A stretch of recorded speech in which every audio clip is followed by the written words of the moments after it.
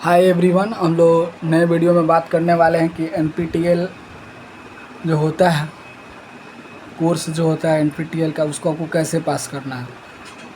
NPTEL सब branch के लिए ज़रूरी है। जैसे बहुत सारे ब्रांच चलता है, एक सीएससी ब्रांच है, मेन ब्रांच है, जिसको एक एआईएमएल होता है, एक डाटा साइंस है, फिर उसके बाद साइबर सिक्योरिटी है, फिर आईओटी है, नेटवर्क है, एआई है, और फिर उसके बाद आईओटी ब्लॉकचेन है। सब कोर्स में एक पेपर कॉमन होता है। आपको एनपीटीईएल कैसे पास करना है। एनपीटीईएल पास करने का सबसे अच्छा तरीका आपको बताते हैं। 12 वीक या 8 वीक का जो भी आप कोर्स लेते हैं, हमारे कॉलेज में 12 वीक का बात होता था, तो 12 वीक में से 8 जो होता है बेस्ट माना जाता है। ये लोग बेस्ट स्कोर काउंट करता है लोग, ठीक है। और ये जो आपका असाइनमेंट जो होता है वो 25 नंबर का होता है। तो आप 100 में 100 प्लस लाते हैं। 8 वीक को लोग काउंट करता है आउट ऑफ 12 वीक में, तो आपको सब में 100% आता है, तो मान के चलिए आपका 800% हो गया ऐसे आपके हिसाब से। लेकिन वहाँ पे ऐसे नहीं देखा जाता है। हम लोग यहाँ पे कैसे देखते हैं, वैसे नहीं होता है। अगर आप हर वीक में अच्छा ग्रेड लाते हैं, मतलब अच्छा स्कोरिंग करते हैं, तो आपको तो मान के चलिए 24.75। जैसे कि मेरा आईओटी हमने चूज किया था। अब कोर्स कौन सा सेलेक्ट करना है, सबसे बड़ा चीज़ होता है कोर्स कौन सा सेलेक्ट करना है। तो हम आपको बता देते हैं। एक होता है इंटरनेट ऑफ थिंग्स, आईओटी ले लीजिए। एक होता है इंडस्ट्रियल 4.0, इंडस्ट्रियल आईओटी, इसको बोलते हैं हम लोग इंटरनेट ऑफ थिंग्स। तो हम जैसे कि यही दोनों पेपर लेके अच्छा स्कोरिंग से हम लोग पेपर क्लियर कर लिए थे अपना। एनपीटीईएल से बैकलॉग से बचने का ये तरीका है। अगर आप आईओटी इंटरनेट ऑफ थिंग्स ले लेते हैं या इंडस्ट्रियल 4.0, तो आप एनपीटीईएल में इनमें से कोई भी ब्रांच में होंगे, आप अच्छा से पास कर सकते हैं, ठीक है। उसके बाद भूल के भी आप लोग टीओसी का पेपर चूज ना करें। फिर उसके बाद आप एआई चूज ना करें। डीबीएमएस आप ले सकते हो, डीबीएमएस, लेकिन आपको एसक्यूएल आना चाहिए। आप इस पेपर को लेते हैं तो लोग ब्लॉकचेन लेते हैं, ये भी पेपर अच्छा है। ब्लॉकचेन भी आप लेके पास कर सकते हो, कोई दिक्कत नहीं है। बहुत लोग सॉफ्ट स्किल भी लेते हैं, एक ह्यूमैनिटी सॉफ्ट स्किल अपना लें। क्योंकि सॉफ्ट स्किल में बहुत लोगों का पेपर बैक आ जाता है। एनपीटीईएल का हम लोग बात कर रहे हैं इसमें, तो बहुत लोगों का बैक आ जाता है, तो आप इस पेपर को ना ही ले तो अच्छा है।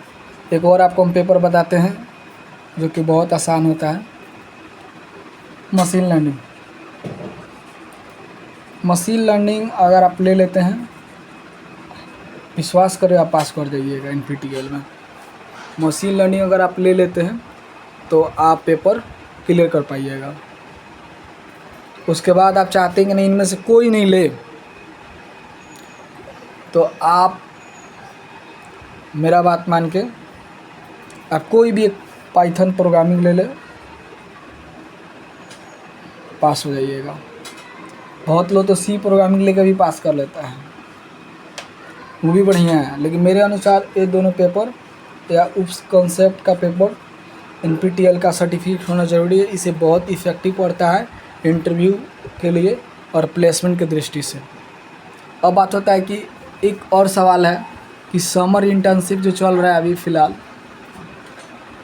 बहुत लोगों को दिक्कत हुआ है।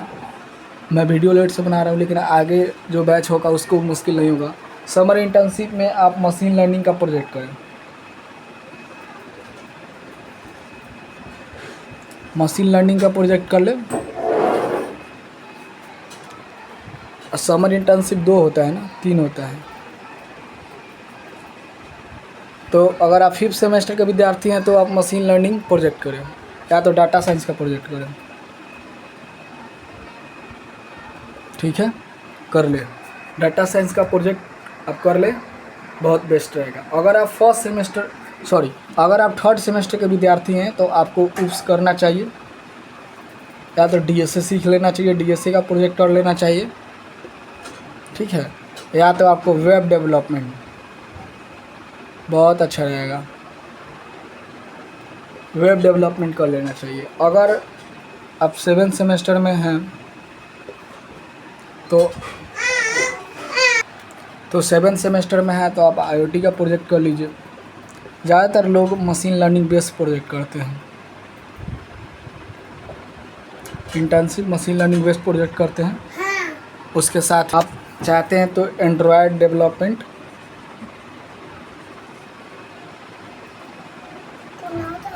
प्रोजेक्ट कर सकते हैं। तो इस तरह से आप समर इंटर्नशिप में क्या लेना है, आपको क्वेश्चन डाउट नहीं आना चाहिए। और आपको एनपीटीईएल कैसे क्लियर करना है वो मैं बता दिया हूँ। और आपको जब भी वहाँ पे एग्ज़ाम देने आप जाते हैं बाहर में, तो आपका 100 मार्क्स का एग्ज़ाम होता है, जिसमें कि 75% उसको वेटेज लेना रहता है। 75 मार्क्स का एग्ज़ाम होगा, 100 का 75% वेटेज लेना रहता है। थोड़ा नॉइज़ हो गया है, बच्चा सब आते रहते हैं। 75 मार्क्स का एग्ज़ाम होता है, जिसमें कि 75% वेटेज 100 मार्क्स का आपका एनपीटीईएल टीसीएस के सेंटर पे इसका एग्ज़ाम होगा, या ऑनलाइन जहाँ एग्ज़ाम पड़ता है वहाँ पे आपका एग्ज़ाम होगा, और एग्ज़ाम आपको बता दिया जाएगा। उसके बाद मिनिमम आपको 30 नंबर लाने हैं 75 में, तभी जाके आप इस सर्टिफिकेट के लिए इस लेवल हो पाइएगा। और ये सर्टिफिकेट आपके कॉलेज वगैरह में आपको जमा करना होता है, और इसको आप संभाल कर रखिएगा। आप इसका बहुत सारी जगहों पे यूज कर सकते हैं। तो चैनल को लाइक कीजिए, सब्सक्राइब कीजिए, शेयर कीजिए दोस्तों के पास। फिर से मिलते हैं नेक्स्ट वीडियो में, तब तक के लिए बाय।